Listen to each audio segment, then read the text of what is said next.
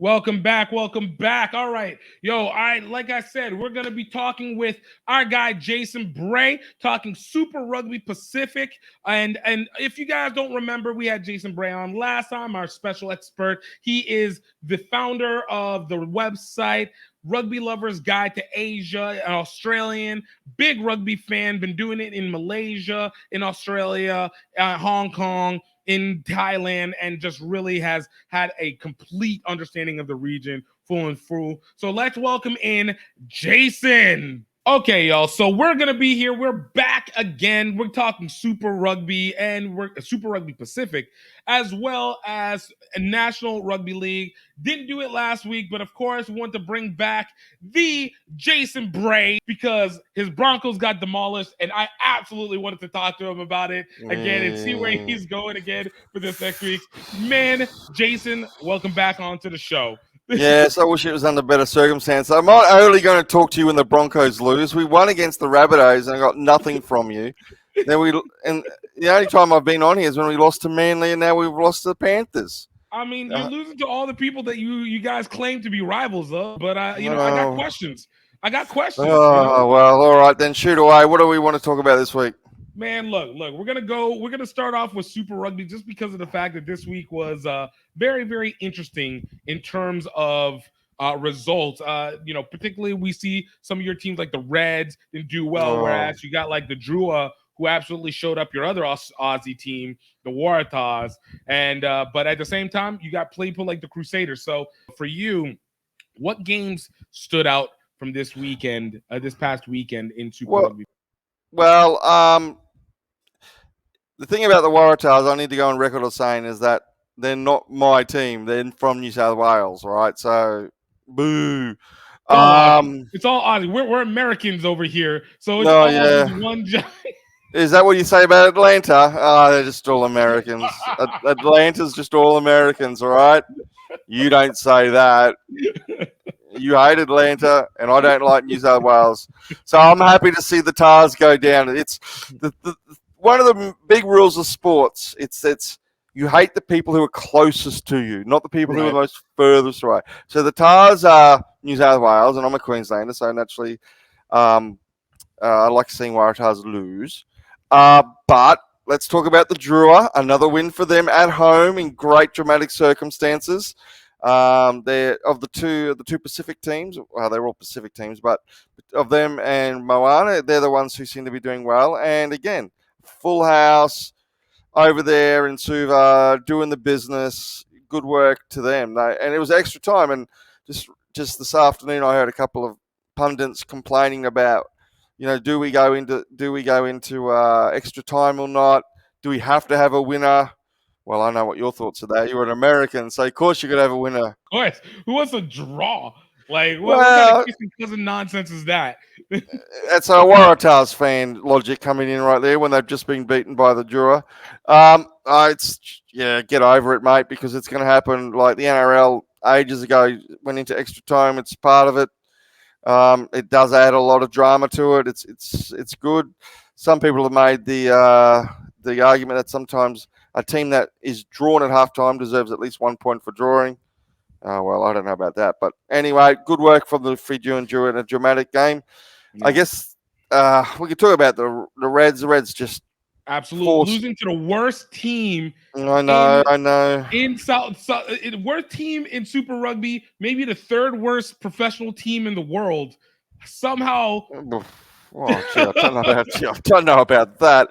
I'll say it. It's like the Katetsu Liners in Japan League One is probably the worst, and then there's at least one. The Dragons out of Wales. How can you possibly? Western Force. Who said that? How can you possibly quantify? Maybe the Anthem in MLR is maybe the second worst. Katetsu Liners, Anthem, and then the Western Force. Who figured that out? How can you possibly do that across like 6 or 7 different competitions? I mean, if the Force are that crap, well, fair enough. But I would. How do you know that? Who pulled that together? You got to tell me. Who are your sources? Hey, look, man. We pull from greatness, all right. We pull straight from the organic source, the organic source. Fake news. You made it up. Fake news. But anyway, look, the force got away from us. We were playing catch up rugby the whole time. We got lazy. We got complacent. Anyway, we're still in with a good show in the competition, but just a silly performance. The other big result here is the Crusaders. 26-6. The Blues getting their big nemesis, their big rival there, because they're big rivals. Those two teams have go back for a long time, Auckland and Canterbury. And the Crusaders are now 0-4. That's amazing. Oh, and five. No one. Oh, and five. Oh, oh, 0-5. I mean, imagine how much money you could have got on that betting on them being 0-5. You I would. mean, You. Oh man, that's crazy. But there it is, eh? Like, um, when things go bad, they go bad. I mean, they were probably due for an ordinary season, but I don't think anyone would have predicted this. No one in their right mind would have predicted this. And the Blues are thrilled to bits to be the team that's the fifth one to send them to a consecutive fifth. Yeah, because they have a heavy history. So that's how I see the Super Rugby. Canes right on top, Crusaders on the bottom, and everyone else in between shuffling for positions. there we go. All right. So That's so the let's kind of look forward then to what's going to go with week 6. We got games of Crusaders versus Chiefs, Waratahs versus the Rebels, Drua versus the Force, Pacifica versus Blues, Highlanders versus Hurricanes, and Reds versus Brumbies. We don't need to go over every single one of them. I say pick 3 games that are particularly of interest to you in this one. I'll tell you mine, and then we can discuss it from there. yeah. It'd be nice to see the Drua continue on their winning ways against the Force. The Force found a little bit of confidence. In professional rugby in the world? Yes, of course. Yeah, yeah, Of course. yeah, yeah. Whatever. You know. Um, but they found some form, and Fijian Druids got their work cut out for. Hopefully they'll get up. The Highlands Hurricanes will be another good game. Both teams, the two H's, believe it or not. I get them mixed up all the time, Hurricanes and Highlanders, but that should be a really good game. Can the Canes continue the winning streak away to the Highlanders, who have shown some decent form? And of course, I think the Australian equivalent of that game is the Reds and the Brumbies. The Brumbies always hard to beat, always uh, turn up for the local games, and the Reds need to get back into winning ways. And there's no better doing that than against the Brumbies because they just got this thing about them, the old Brumbies. No, I like that. Now, we'll discuss it a little bit more. For me, I look at Fijian Drew and the Force again. Will they be able to maintain their winning streak at home? I think like Fiji has a really strong problem with being the favorites. When they're the favorites, they tend to Yeah, under impress. I think the Crusaders Chiefs is interesting only for the fact of seeing the Crusaders go 0-6 for I would assume the first time in the history of the franchise. Um, and then to see the Highlanders and Hurricanes go up against each other. Even though I guess the Highlanders aren't really that great, but it feels like a good upset situation. Feels like a good upset situation. So, ask you about the Brumbies. As I said, Brumbies seem to be the best Aussie team that's there right now, and obviously completely worked your Reds a few weeks back. So, like, what is it about the Brumbies that has been so special that they're able to just push so hard, dominate this oh year? well, it's just they've always had a strong winning culture. It's we can talk about cultures later, but I always get back to what is your setup? What kind of culture has your team got established? Has your team established? Like the Crusaders until now, what makes them so crazy is that they've had an extremely winning culture. And then Razor goes, and all of a sudden everything goes downhill. The Brumbies have been that for Australian rugby. They've had a very winning culture. There's no way they've been quite as dominant as Crusaders, but in local terms, they've just always had a hard edge. And winners produce winners, which produce winners, and winning is a habit. And the Brumbies have had that winning.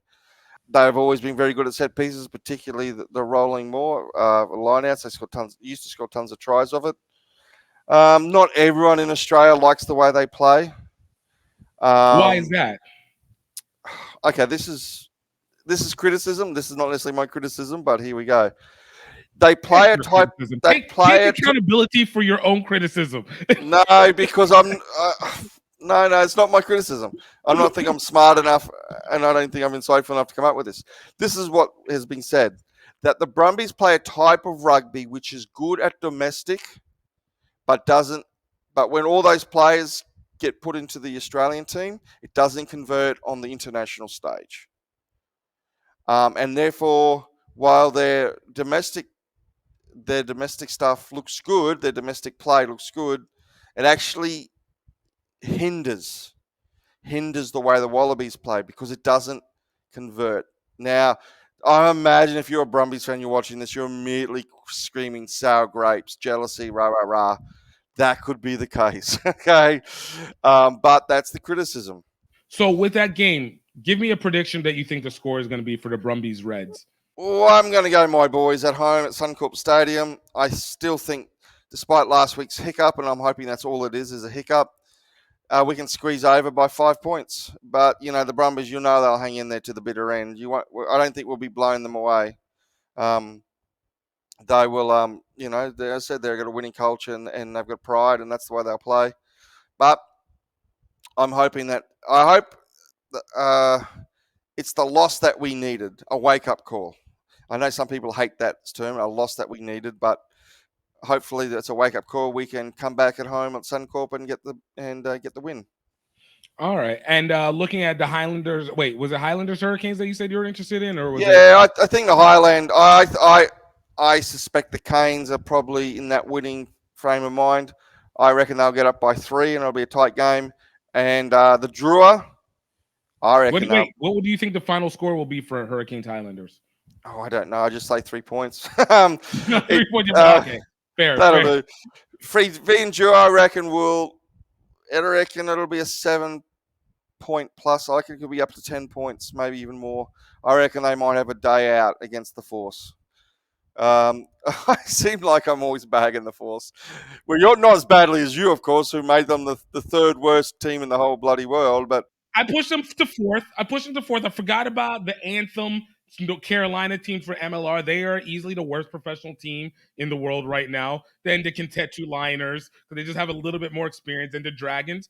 Then the Western Force. I swear you've made this up. I swear that you've just put a whole heap of names into a hat, pulled them out and said, but anyway. We'll be right back after these messages, coming back with NRL. Buckwheat is changing lives. My name is GiftTime. I'm here with Health Enhanced Foods, and I want to tell you about one of my favorite products on our shelves, buckwheat baking mix. Buckwheat is a seed that is incredibly nutrient and protein dense. But what makes it even more important, that buckwheat baking mix is absolutely gluten-free. A lot of times whenever people have buckwheat mixes, they actually even hold wheat inside of it. So it's not fully gluten. And if you're a person that is celiac or diabetic, or you're just really trying to be health conscious, it's not something that you want to have to worry about. What makes our buckwheat baking mix even more important is that it is versatile. You can use it for pancakes, you can use it for waffles, you can use it for making loaves of bread, you can make it for cupcakes. But what helps even more is that it is allergen free, it is nut free, it is dairy free, that there is no additional additives in it. There's no leavening there, so that if you want to be able to raise your bread, you can put in the baking powder yourself and get it fluffy. If you don't, you absolutely do not have to. You get the bread that you love without the cost to your health. You can absolutely find buckwheat baking mix at healthenhancedfoods.com. Absolutely check it out. Get your nostalgia back. Get back to eating and loving the way that you are, and absolutely get back to the energy that you know that you can get without having to destroy yourself. I'm looking forward to seeing you get it. Let's go.